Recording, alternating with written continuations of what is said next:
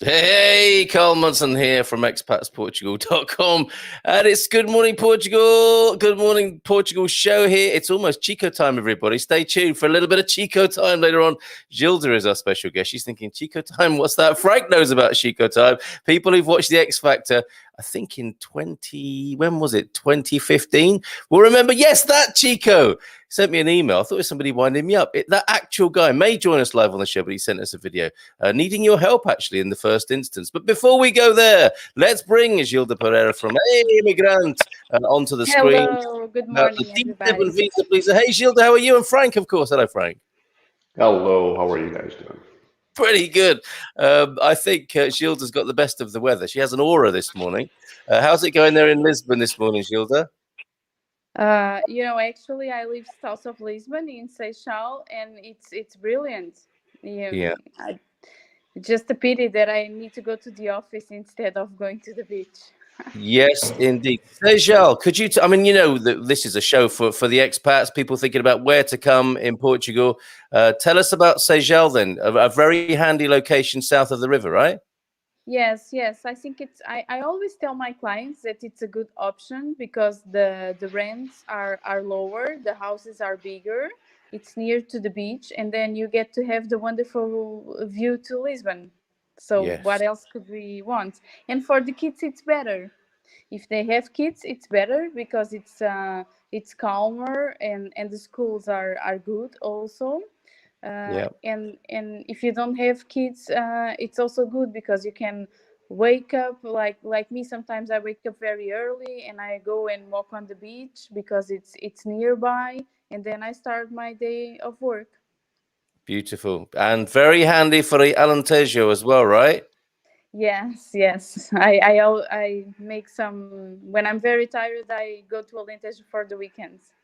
Yes, and you sent me a beautiful picture, which I'm trying to download. We might have to come back to that in a moment, but you sent me a couple of beautiful pictures from the Alentejo this weekend. What a location. Seixal, Seixal, I believe, and a great ferry crossing over from the south to the north, and you get this beautiful view of Lisbon every time you go to work. Fantastic. And you can also take the train. It's very fast. Ooh, excellent. Okay. So please, we'll come back to you, Frank. Frank's with us all morning. It's the food tour. We'll get a bit of food and wine insight from Gilda, of course, as well, because I know she likes to talk about food and wine too. But really, let me just play you something from a young man who arrived in Portugal, I think probably a week ago, when Frank and I were discussing the British invasion. Here's Simon. British invasion, oh my God. We don't have weather like this back in the UK right now anyway. And it's a couple of hours on the plane. It just seems like the easiest place to go. There he is, a real Brit. He just arrived at Lisbon Airport I think it was last Monday, and he's had the most amazing time. His team, Chelsea, won, of course. We might talk about football. I don't know if that's a little bit too raw and difficult, but his team, Chelsea, won. On Saturday night, of course, with the Euro. Was the official title of that game the Champions League, Frank? Yes, it was. Winners of the Champions League. And not only did his team, Chelsea, win, the True Blues win the Champions League, he found out that he's got his D7 visa, among the first Brits to get a D7 visa, and you worked with him, Gilda. Can you tell us about that story? And generally, how's it going in the world of visas at the moment? Well, it was a bit complicated for a while, to be honest. There was a lot of misunderstanding and uncertainty about the visas from the United Kingdom. But I was very happy that we got our first one, and it was approved in 2 weeks. And please don't create expectations about this. I was very happy, but if it was up to me, everyone would get a visa in 2 weeks. Yeah. Well, the visa process was very well organized, and I think that helped among all the process that they are getting when they see one very organized with an index and everything. Uh, I think that of course they give priority because they look at it and they see they feel all the requirements, and it's easy to see. We make it easy to see and to approve. Yeah. But of course, yeah, we don't make miracles. People need to fulfill all the requirements, and I was really happy when I heard that the visa came out and it was so fast. And now we have many other that went through last week in the London consulate. I must say that I was a bit worried about this because there are too many British applying for the D7 visa.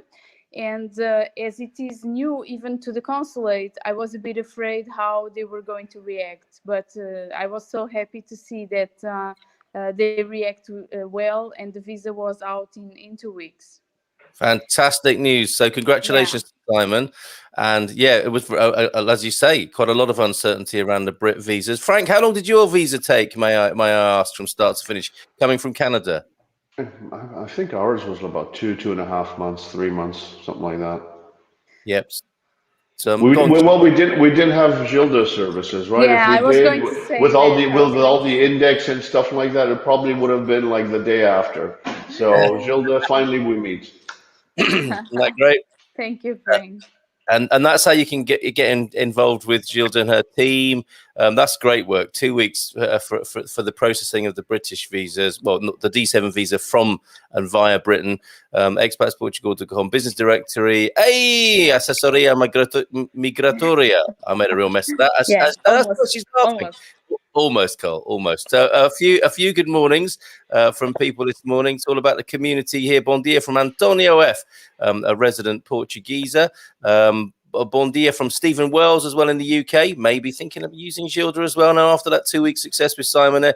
Bon dia, amigos. She tunes in because her best friend Frank, Canadian BFF Frank, is in the house. Peggy is in the house as well. Hey, Peggy, how you doing? Nick Steinman, bon dia, the Ferragudo this morning. Good morning to you, Nick. From Louise, an overcast Anadir. I think it's a bit muted. Gilda definitely getting the best of the Portuguese weather. How is it in Coimbra this morning, Frank? It's cloudy, and you're to blame for it, but we'll deal with that later. Please, Prosecco Peggy, get him to Faro ASAP. Bon dia Alegria from a warm, sunny Hampshire today. Thinking of Doreen Race, who is joining all in Portugal today. Yes, another one of our community who was flying from a very desolate-looking airport, dropped off by one of her best pals. She's on her way to Portugal. One of our wonderful Expats Portugal people, Doreen Race. I'm sure she will fit in brilliantly. I think she will as well, Paul. Good shout there. Alex Scott, bon dia to you. And the Albertella in Devon, bon dia from a glorious Brixton this morning. Bank holiday, of course, in UK, 31st Whitsun holiday, I believe. Are mosquitoes and other lovely flying creatures really a problem in the Algarve? Yes, I guess. We'll come back to that. Yes, but they don't have disease, so it's great. Yes, there she goes. Well said, Gilda. They'll bite you, but it's really not a problem. I think we can hear Frank now. No, not at all. That's perfect. Look at this. We have a Sejal fan as well. Weave the Story says Sejal is one of my favourite places. Very charming and family friendly. Very authentic Portuguese, I recall as well. Going there, there's it's not overrun with expats, is it? Not yet, anyway. But it's a very Portuguese, authentic place as well, right, Gilda? Yes, it is, and it's still very cozy. It's like a city, but it's a little town, but it's very cozy. Yeah, people still know each other. You go to the groceries, people know you. You go to the coffee, people know you. Yes, I like that. That's important at least for me. I don't know. Oh, I think Frank is certainly somebody who enjoys that kind of vibe and still finds it in Coimbra as well. It has to be said, hey, Frank. Yes, that's a plus thing about small towns like Coimbra, Seixal, all these kinds of places. You know everyone around you. Yeah, there's a Canadian speaking, the small town of Coimbra. Yeah. Did you notice that, Gilda? It's one of the biggest. It's one of the biggest, but yeah, still small for your reality. Yeah, Well, body. yeah, about 80 to 100,000, right? Like maximum. Actually, not even that. Probably 70,000 in Coimbra. Amazing, amazing. Jim White. I nearly called him Jim there. Jim White. Bon dia to you, Jim. And yes, fan of Sergio. I'll weave the story there. Coming up soon, Chico Time, everybody. You watched the video, right, Frank? What do you think of that young man?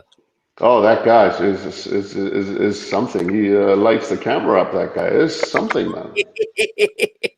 Jim White also says, I'm happy to be working with Gilda on our D7. Yes, Jim. Hi, how are you? How's it going, Gilda? I mean, the volume you're dealing with is extraordinary. I know you're expanding your team.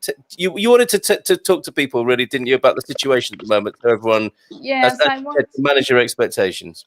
Yes, I wanted to grant the opportunity of being here, to tell that I'm a little bit late on delivering some step plans, and because of that, some people are worried.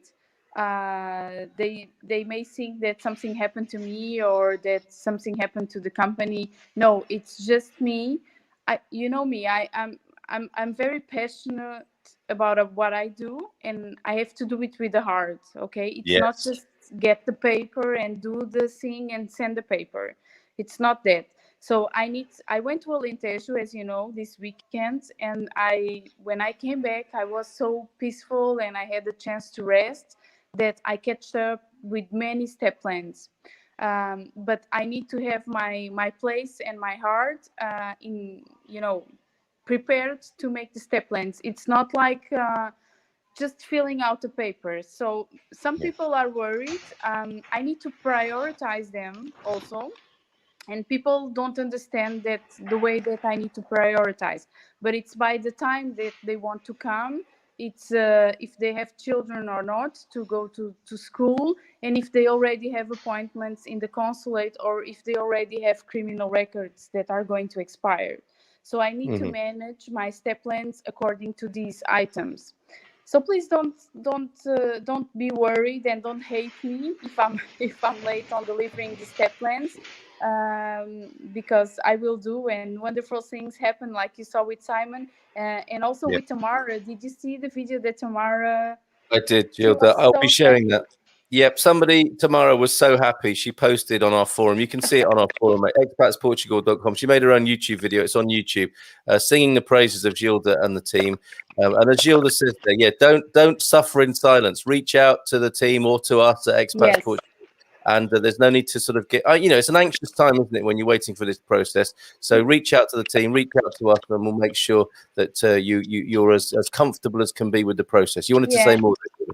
And some people are really worried because they talk to me and I seem to be okay, and then I take too long to respond, so they think something may happen to her. No, I'm fine. As you can see, I'm fine. I may take time to answer, but I always do. Okay. Yes, absolutely. And we're very glad to hear. I mean, anyone listening in the chop, busy United States will be glad that you have had a bit of rest and recuperation over the weekend, enjoying this sort of sunset. You see? Yeah, you sent me that photo. But back in business now, back at the desk this morning, back with the team. All is well.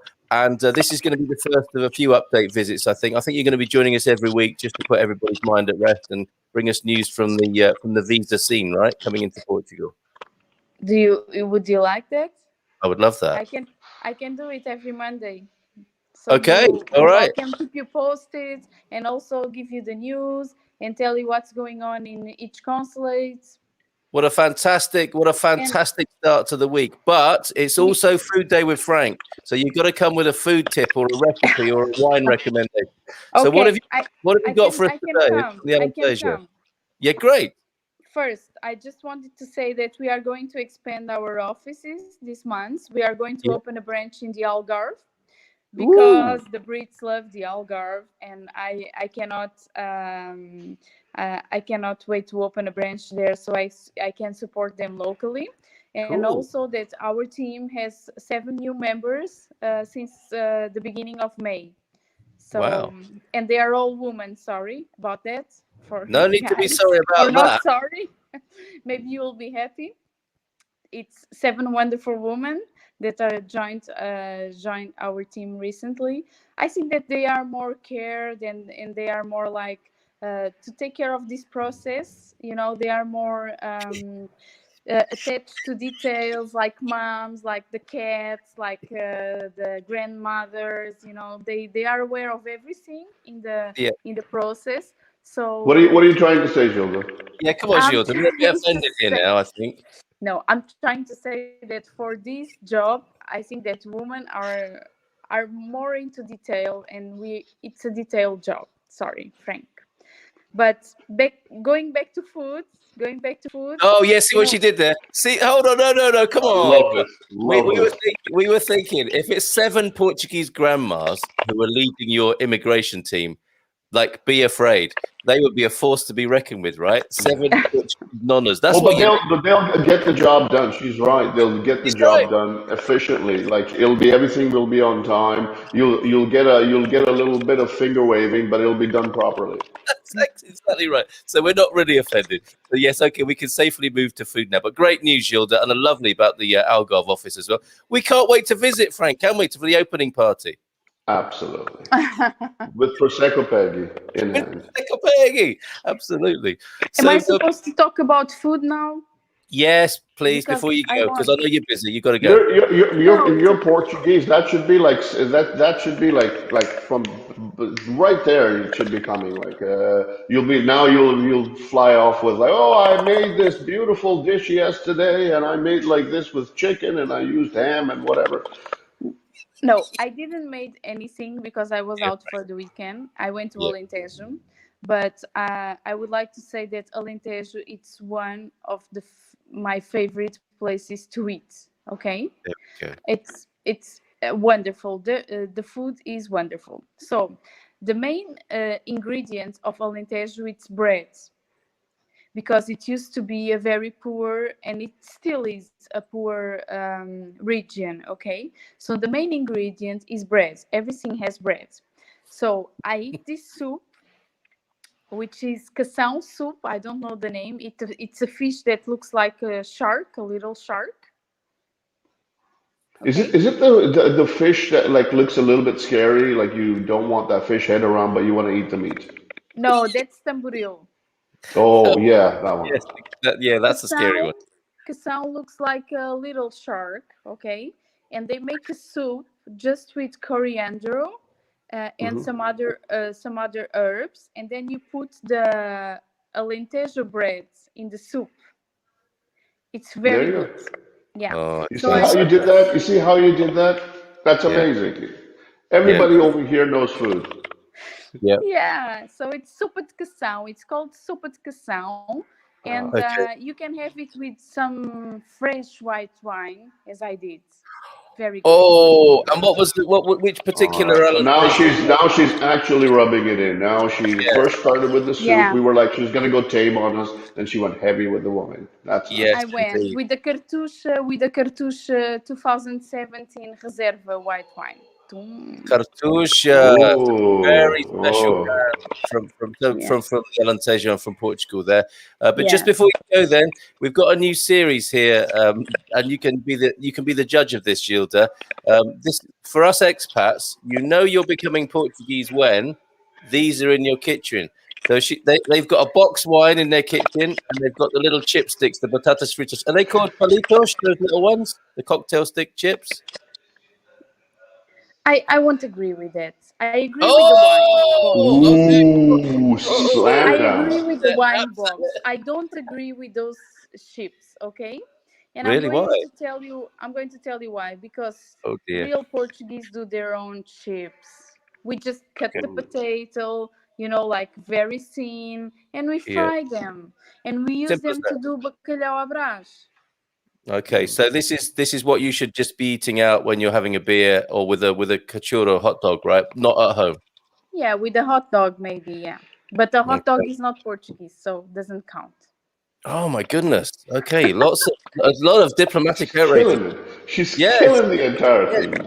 So for Andy and Leona who sent this in, and feel free to send your other ideas, and I'll make the But meme I for you. agree. I agree with the wine in the box. Yeah. The wine in the box Yes, is that's the very most important Portuguese. thing. Okay.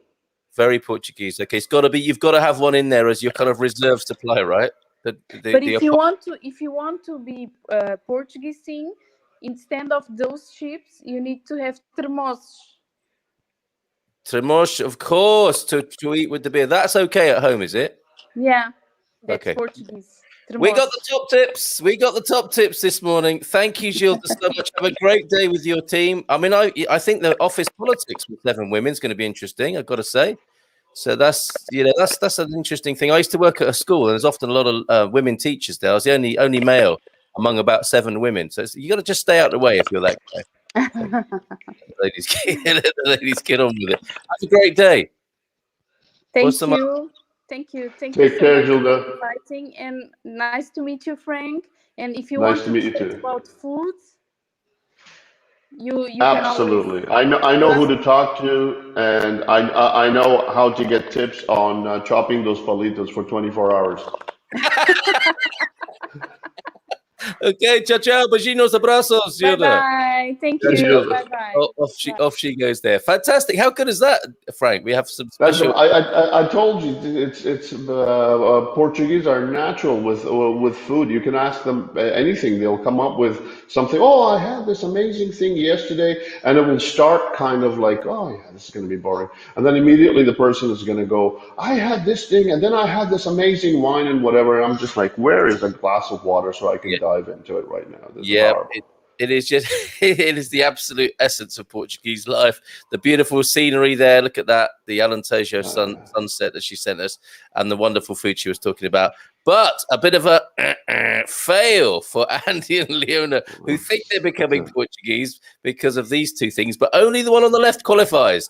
The Sopia boxed wine. I can see the utility of it, the palitos. I can see the utility of it, and I have to say I have eaten it that way as well. But it's like keeping it right there as a staple right next to the wine that's interesting. I love this is the docs, right? It is the doc. Send them in, folks. Send them in if you know you're becoming Portuguese when, like parking on a roundabout, that kind of thing. It doesn't have to be food related. Bon dia from the Silver Coast from Jacqueline CDM this morning. How are you, Jacqueline? I think we'd love some photos from you, Jacqueline. Actually, you go to some beautiful places, and you seem to be living life to the fullest over here in Portugal. So we'd love you to be our correspondent. Good morning. My screen is showing a beautiful rose between 2 thorns. How rude is that? I think that's Jerry, isn't it? Yeah, come on. Whatever, Jerry. Whatever, Jerry. Frank has the laser eyes. Yeah, he does. He does have the laser eyes. Be afraid, Jerry. Morning. Not to be misleading. Some mosquitoes, sandflies carry. Oh dear, it's a downer. But thanks, Corey. Yeah, a bit of a point of order on the annoying insects there. Carry. I can't even say this. Leishmaniosis, which can kill. And I guess anything that penetrates your skin might lead to an infection. Be careful. Don't scratch it up. I know it's hard, but it's best not to. And just do your best to avoid those bad boys. And try not to scratch and infect. That's where the problems begin. Good morning from Tokyo this morning. Is mold an issue common in Faro from Asimov from Japan this morning? Always with your lovely emojis. What's your experience there, Frank? I wouldn't think in Faro. I think we found Lisbon to be extremely damp. And the mold issue was huge. When we were moving over here, we had to we looked behind the cupboard and stuff like that. We had to it was horrible. I never expected Lisbon to be that moldy. Yeah, it's the extremes, isn't it? And I think this has to be learnt. You need your Portuguese donna, your Portuguese grandmother, to teach you how to deal with mold as a lifestyle thing. Who knew mold as a lifestyle issue? But you're dealing with extremes in temperature, new kinds of building techniques that you might not be familiar with from your own country, and it's a matter of management. So it is an issue, but it can be managed. I would say, Asimov, and other people I'm sure will chip in on the great mold debate. Mrs. M's in, she will, I know for sure. Good morning, people from Head Gardener McGrady. We'll see you at 6:15, sir, this evening.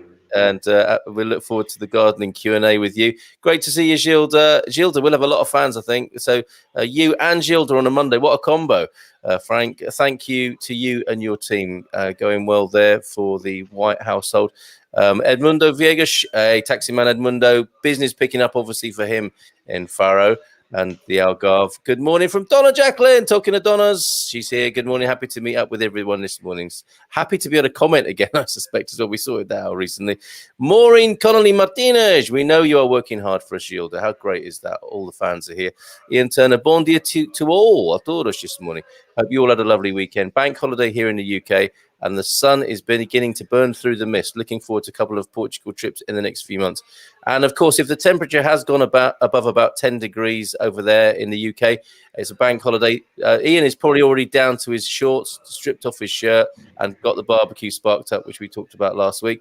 And a few of them were here, weren't they, Frank, over the weekend? A few of those Brits who like to take their shirts off. What is that about? What did you... We've got to talk about football, folks. I know it's a Marmite subject. I've gotten myself in enough trouble. What do you want out of my life, man? Come on, Frank. Well, you can keep it on the football, on the result.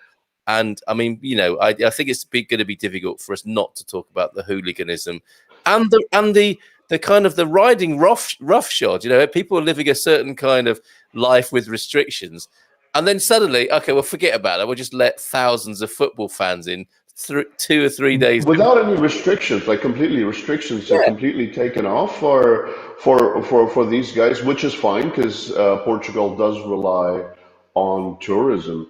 But there's this. Okay, I'll say this. Take it. I kind of found this entire issue extremely disgusting. Of like breaking things as you're. And funny enough, some of the videos I saw was like these guys throwing chairs as they're calling out their team's name. City, and then they would throw a chair. And I'm like, great. So I know you're a City fan now. This is great, and you're a hooligan as well.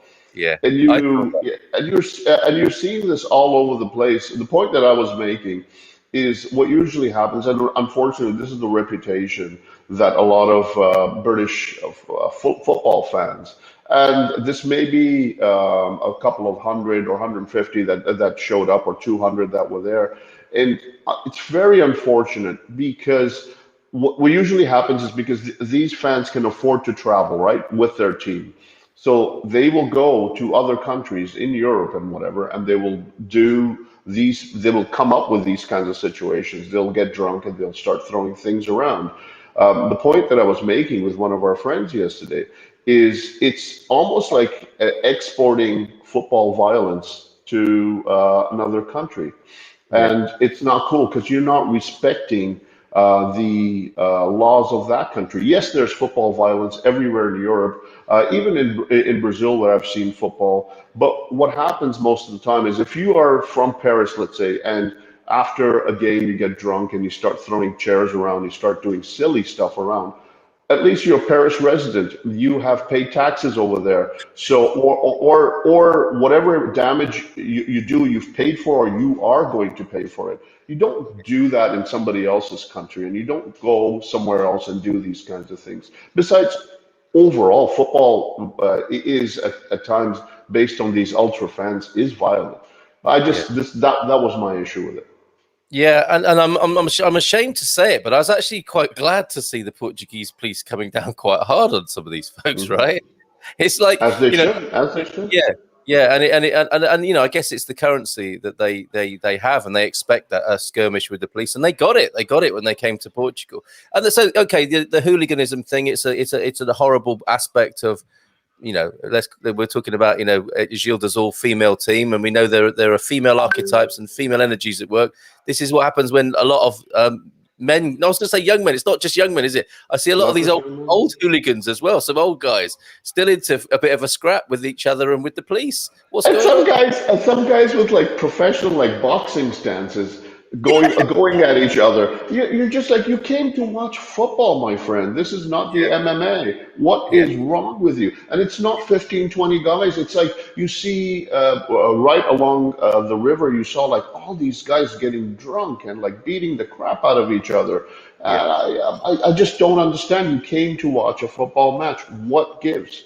Yes, indeed. So there's that side of it. What did you make of what looks like? I guess you've touched on this a little bit, but of the contradiction with the standing rules in the country. Suddenly it's okay because there's a major football tournament for hundreds of men to be standing drinking with each other in a city without Someone's heads should roll.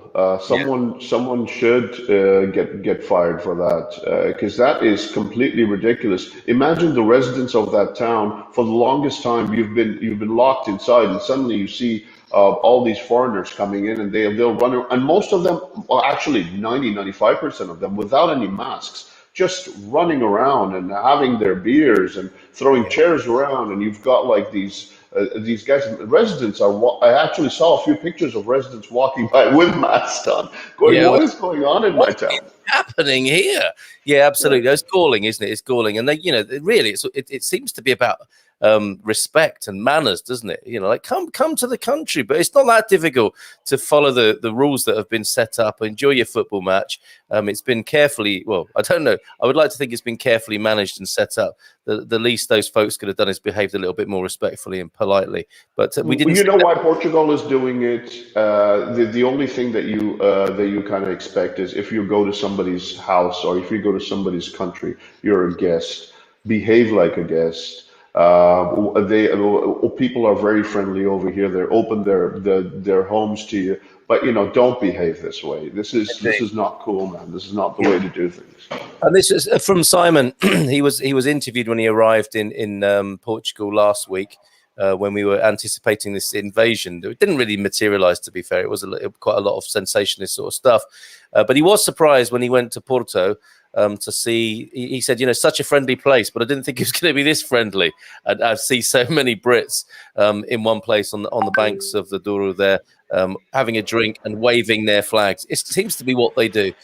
Chico Time coming up. I'm having a little bit of a struggle with the video he sent us. He sent us a video. He might jump on this morning. You don't know. He might turn up in the green room. What are you laughing at, Frank? I just because I know how you send this material because you want me to prep for it, but it was such a pleasure prepping for this one because watching this guy was so much fun. This guy was energy, man. He's doing the James Brown, like the splits. He's doing all kinds of stuff. This guy was like on fire. Yes. Well, he's got a request of us. He's actually, he sent us a message to let us know what he's doing now. He's moved to Portugal, but he's also got a request around the PCR thing. We'll go back to a few comments, and it'd be great if in the comments you could tell us how you've been dealing with the PCR testing, because he set up a business in Portugal, has Chico. This was him in 2015 when he was a proper star on X Factor, the big talent competition. In case you didn't know what that was, he also had a hit in 2006. He apparently had a hit. It's Chico Time.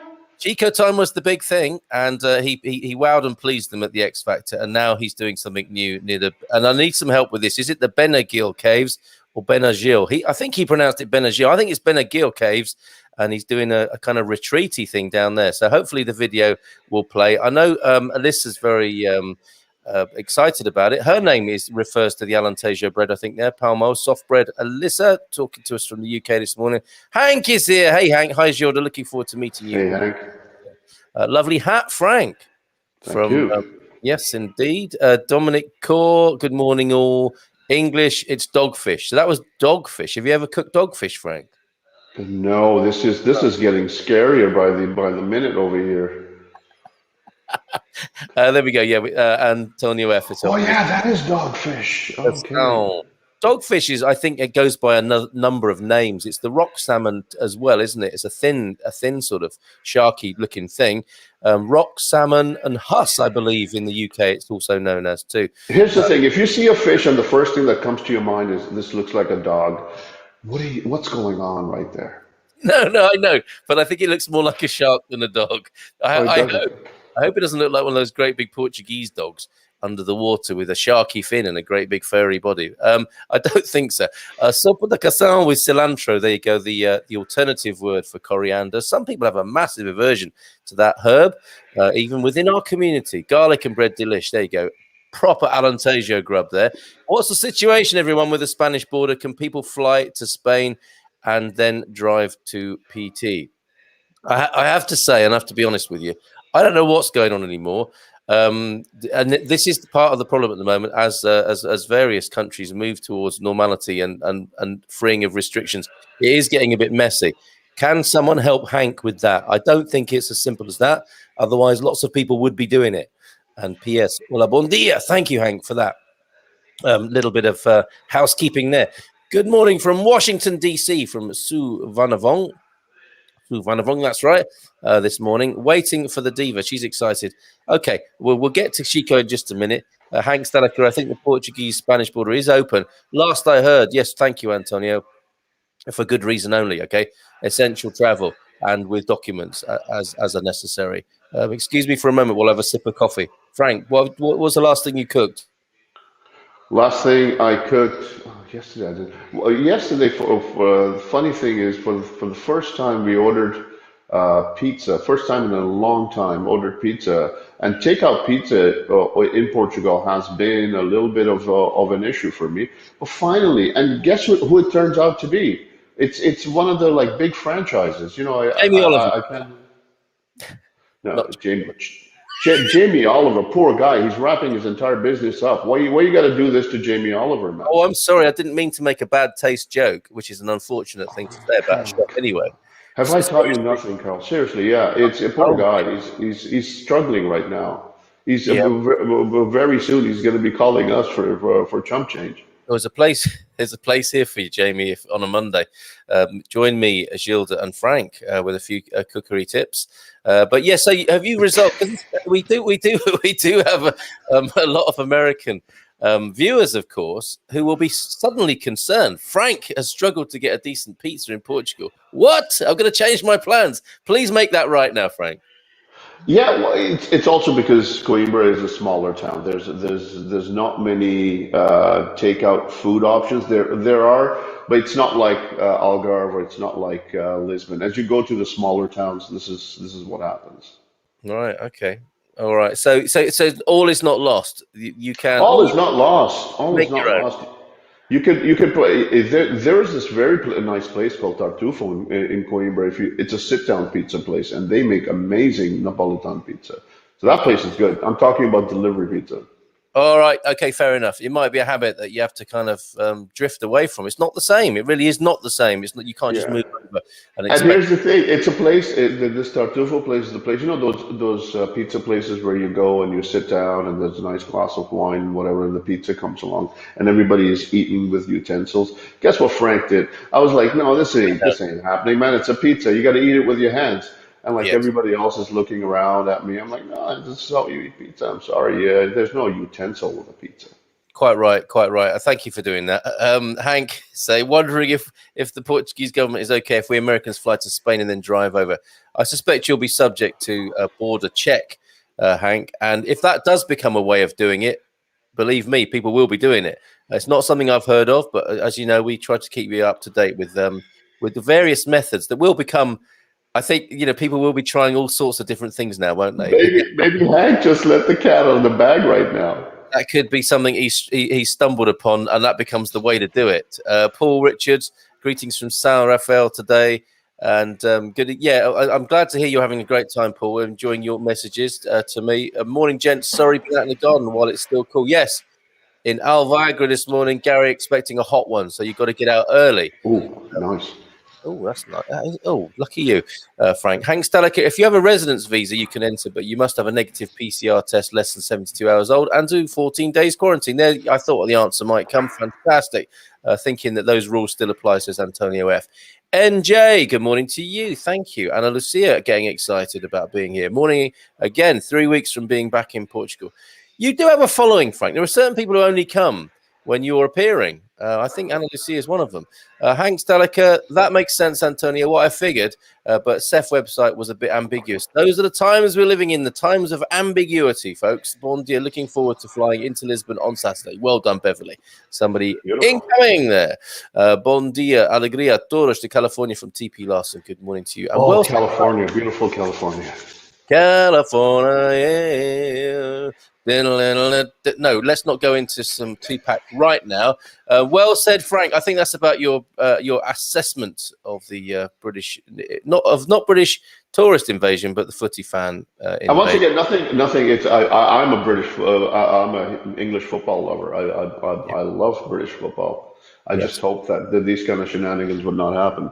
Indeed, and then you would think there would be, after all this time, some way of dealing with it a little better. But let's see. Hoping for updates this week is Hank. Well, batons are not the answer, right? Well, they're the first aid, aren't they? They're not. I don't think they're the systemic answer. But you can't blame the police for behaving in that way and wanting to keep civic order. And I'm surprised I'm even saying that. But it was with some. Not happiness, but I was glad that these people were being dealt with in a firm way. The teams should be given the bill for the extra policing. That would hit them where it hurts, I guess you're saying, Stephen. But I think they probably made quite a lot of money from the Champions League because, as we know, it's all about the money, isn't it? It would appear. Bit of football in there as well. Don't worry, Frank. I still love you. That's nice to hear. I love you too, Gary. You two were having a debate, weren't you, about the footy thing? Gilles, it's always a nice, cordial kind of debate. It's always fun. We do it man cave style with respect. It can look a bit messy sometimes, and often it does on the screen on the man cave on a Friday night. But there's a lot of love between the gentlemen because it's based on love and respect. Dogfish, great. I've learned something today. There you go. More recipes from Gilles next week. Those rules are reviewed every 2 weeks. It just doesn't seem regular enough, does it? Parts of the pandemic are reviewed by the day. Travel arrangements every 2 weeks. You need a justification still. We can arrange that. What a service.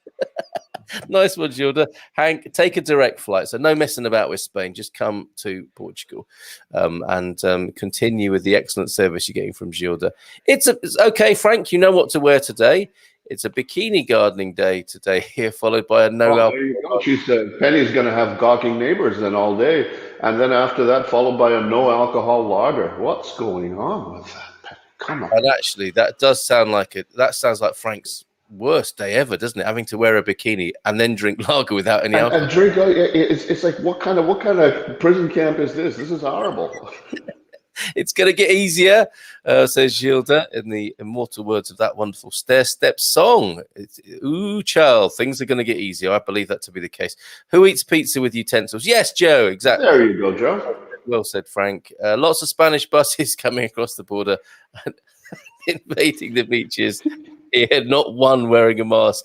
Okay, so the Brits can share the heat with the Spanish. I don't mean the heat of the sun. I mean the heat of controversy here. So it sounds like the Spaniards are coming across to the Algarve as well. And the Spaniards are fine. All they'll do is throw some chorizo around. It's not a big deal. Thank you for that stereotype.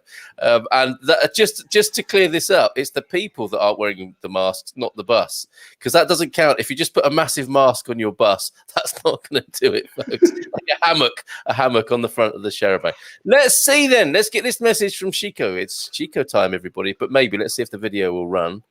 People, Chico here, yes, Chico Time from the X Factor. Welcome to our Hoobref villa in the Algarve. It's actually 5 minutes walk to Benadryl Cave. I just want to connect with all the wonderful expats here, and I want to ask you a little question, obviously, because of our retreats. A lot of people are asking about the PCR tests, and I know in the UK, and I told them that you can order it online and you can do it yourself. They're just a little bit scared. They want to do it themselves. So I said, look, I don't know if they do that service here. I tried to Google it, but I had nothing come up. Is there anybody that can guide me in the right direction? I would be so grateful. And I just want to say, I can't wait to meet some of you, in person. Come and visit us. I create something called Hoobref retreats. I also do block fit, which is this dance, combat, hit, yoga, meditation. So we moved here and we're loving it, and can't wait to meet and connect with some lovely people, which is your good self. So anyway, I love you. Have a wonderful day, and God bless. Speak soon. Really appreciate your help. Bye. Pleasure, Chico. It's a little bit of yoga now, everybody. Join in if you can. Oh, can you see yourself doing that? Carl, I can so see you doing that. Oh, that pose. That It pose. involves, mate. That one.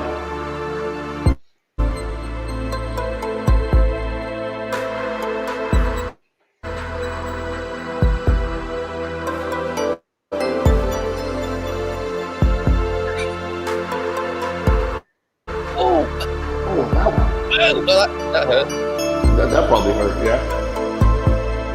Oh, well, that one. Oh, that one. Oh, look at that.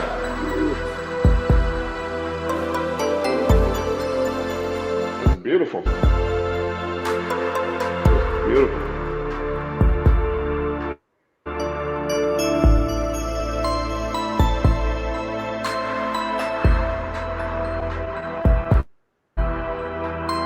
Oh, karate.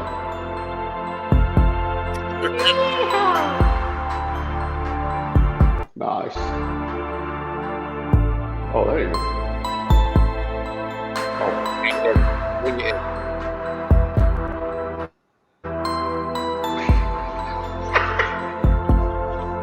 what are you doing, Carl?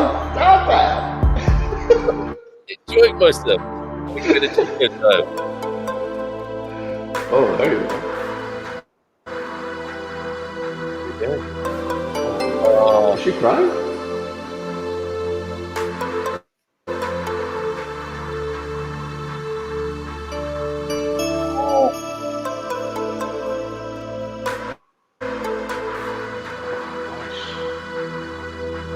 there's Brit did it again. Oh, yeah. That's you, Carl. Oh, you don't want to know.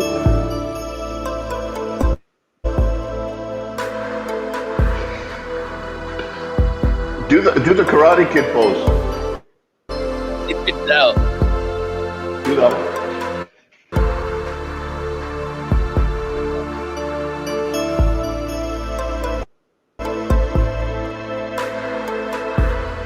Uber. That's great.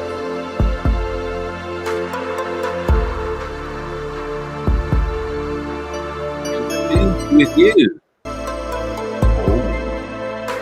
It's Chico time.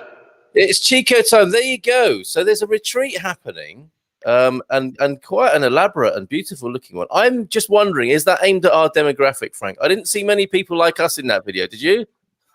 I saw all kinds of people like us in there. As a matter of fact, when you were doing the poses, I kind of like suspected, has this guy been there already? Why are you doing each and every one of them like on the spot? I saw the video once. Frank, she is releasing, not crying, that young lady. Because that was lovely. When you were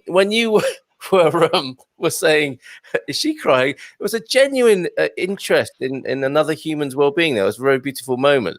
So she was releasing after having a moment, I guess, on the Who retreat there.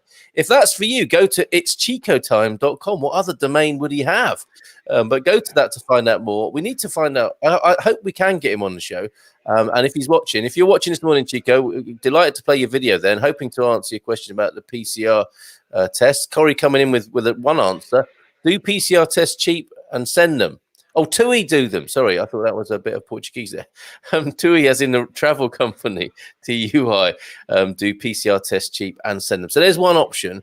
And I think what Chico was wondering is like how it works, how you have to do it for the clients that he's got that would be coming in to join him to do the Who Breath retreats. Have you heard of Who Breath before? It's nothing to do with the band. I mean, you get it's not Keith Moon breathing on you. What do you understand by the term Who Keith Breath? Moon breathing on you. No, that's nice.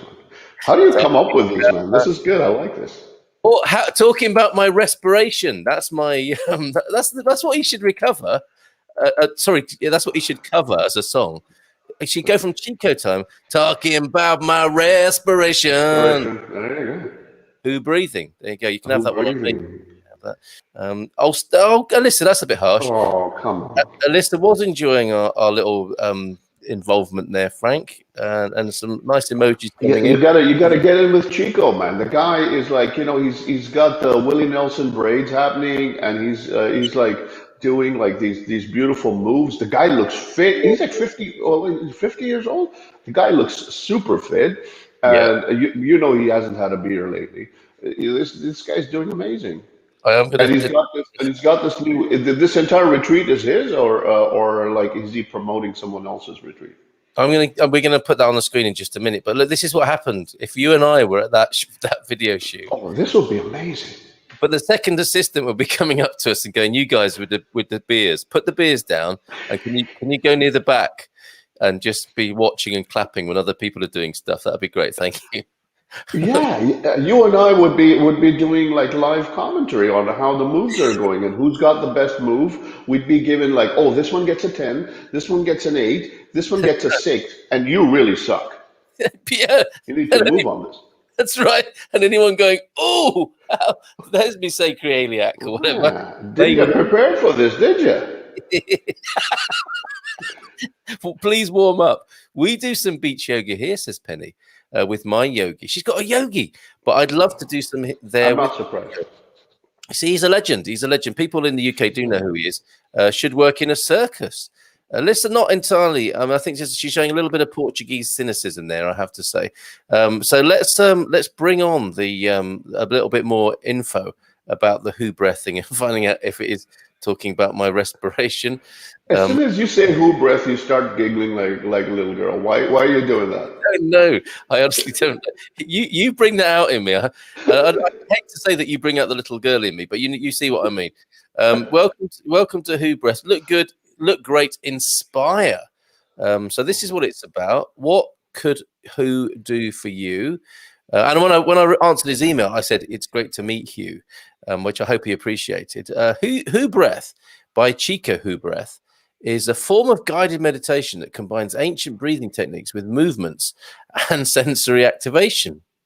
Mesmerizing sounds are produced through the breath. These ancient sounds are the origin of the universe and help to bring inner peace and tranquility. Chico has revived these techniques to suit a modern audience. So there you go. That would apply to us. I think I like to think of us as a modern audience, Frank, there. So that's what you're up against if you go to a Who Breath thing, which he's given his own unique take to. And of course, as a singer, singers understand the power of the breath, don't they? Because obviously their work depends upon it. But this guy, like I was looking at his history. He's as you do when you're researching someone, and I was like watching some of his stuff that he did. Very, very good. I think he made it. By the way, it was 2005, and I think he made it to the quarterfinals. And then he was done after the quarterfinals. But Sharon Osbourne really liked him. Yes, He was right. But Simon didn't like him. I'm like, Simon, come on, man, give the guy a chance. Yeah, but he would have been threatened, I think, because Chico, very, very appealing, attractive, energetic, all the things that Simon isn't, I suppose, would be one way of looking at it. And yes, Sharon, the best one. Sorry, the best one was his performance when like Chico is like doing this performance. I saw this. He flies from the stage onto like the near the judges, and he's like he's got his arm around Sharon, and Simon is looking at him. Then he takes the water in front of Sharon, puts it on himself, and then goes up back on the stage, does the splits, and then he's like tears his shirt off. And I'm just like, Simon is so pissed, he wants to throw his bottle at him right now. That's right, absolutely. It's exactly that sort of thing that got Simon's knickers in a twist. And I mean, he wears his knickers quite high anyway, as we know. So it would have been a very awkward moment for Simon. Simon takes no nonsense. Oh, I think Alyssa coming to Simon's aid there, possibly a Simon admirer from the X Factor. Frank, we're going to talk about a lovely fundraiser in the Algarve, helping the Bombeiros down there. But have I robbed you of an opportunity to speak about something that you were hoping to share this morning? Or are we complete, do you think? We're never complete. And as human beings, we're always growing, as you know.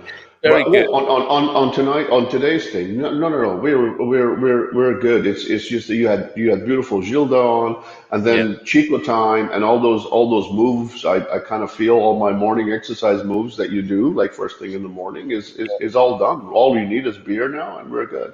Oh, and by the way, thank you for the weather over here. Well, as Gary says, you'll be thanking me. There is a narrow window. Just to put you in the picture, if you're aware there of a slight frisson between me and Frank about his barely repressed anger towards me about suggesting he moved to Coimbra. I mean, on two accounts. One, he's not keen on the weather, if I may speak on your behalf for a moment, and I've moved away anyway. So it's like it's a bit of a double blow, and I do understand it. But there will be I don't know, maybe a few weeks, the window of Coimbrian paradise, Paraiso, where you will be thinking, I'm so grateful to Carl. Keep making that up. I'm so grateful to Carl right now. I don't even remember the rain and the damp and mold and stuff like that. And then it'll go into the inferno of the Coimbran summer that Gary talks about. And you'll be cursing me again for saying, well, how did he make me move to such a terribly hot place? But the few weeks you will be my friend again during those. I love this. If everyone who's watching now, I want them to pay attention to one thing. When Carl Munson is transitioning, and you can watch him transition when he's doing the shift, it's a beautiful shift, and we know what that shift is. Well, enjoy my transition, everybody. Let's transition to stay-at-home swimmer. There we go. There we go. He knew I was doing it. Debbie Burton. We spoke to Debbie a little while ago. She's been given a civic award for her work raising money for charity. Over the weekend, I think she did an auction and raised about 1,300 quid. This is beautiful. Way to go, Deb. She's amazing, and she's now swimming widths of her swimming pool. She's a very strong swimmer from her youth. She was a county champion or something like that. She thought, how can I raise some money for the Bombeiros? I know, I'll swim lengths of the pool. Turns out it's widths of the pool. It takes her about 2 seconds to do each one, and she does thousands of them to raise money.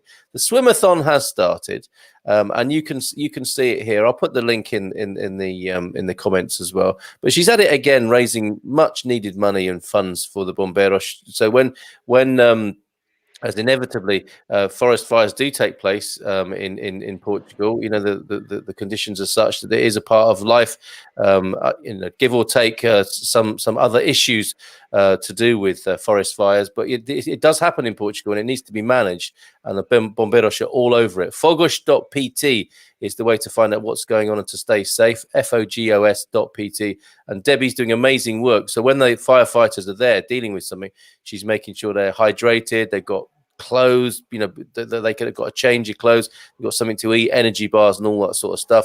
She's currently raising 3.5 grand and she's already 1925 into that. So if you would like to support that very, very good cause, I told Debbie we'd be absolutely delighted to do that, and I'll put the link to that in the comments. Yeah, I mean, are you somebody who likes to support? Carl, I gotta say, this is the life. This is the contribution we as foreigners, when we come into this country, this is the contribution that we want to be known for. Is when we come to Portugal, this is the kind of brotherhood, sisterhood. This is the kind of love we want to show to our community and give back to these local services. Because Bombeiros, all these guys, it's especially in small towns, there's not a lot of resources, and raising money for them is such a godsend.